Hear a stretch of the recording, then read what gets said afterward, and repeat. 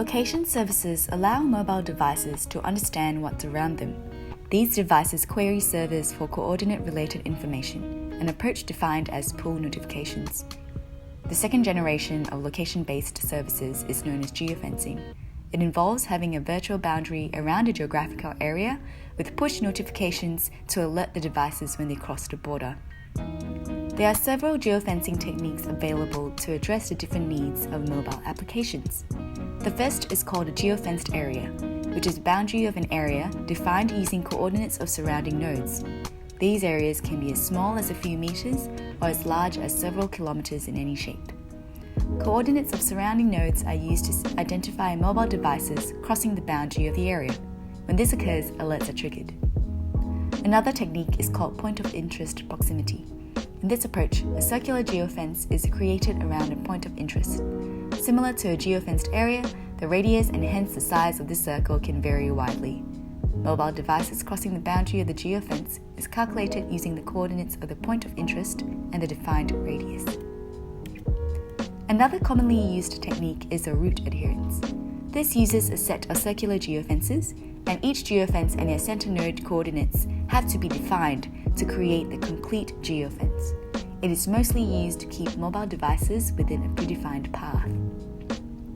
Nevertheless, there are a few challenges to tackle.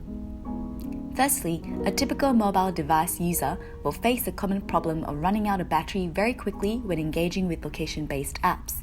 Determining real-time location requires constant sending and receiving of coordinate data to and from servers.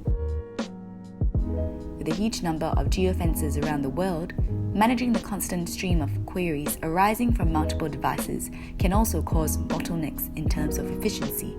This issue is especially susceptible at large events where many users gather together.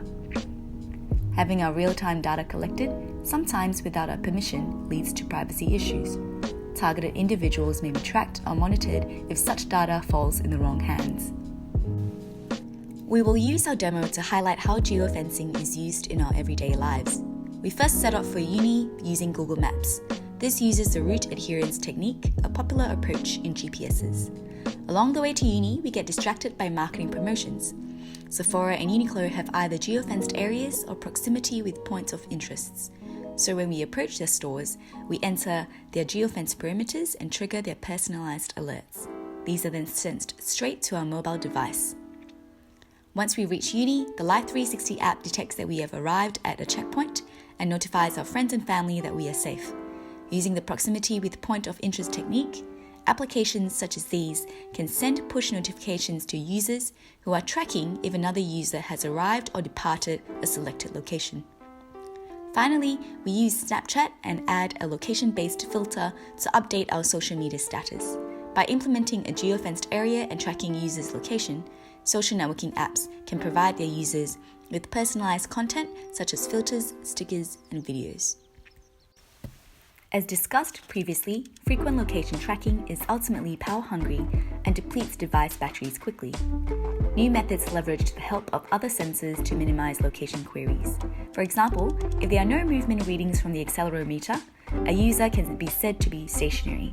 No change in temperature sensor reading indicates that the user is most likely to remain indoors or outdoors.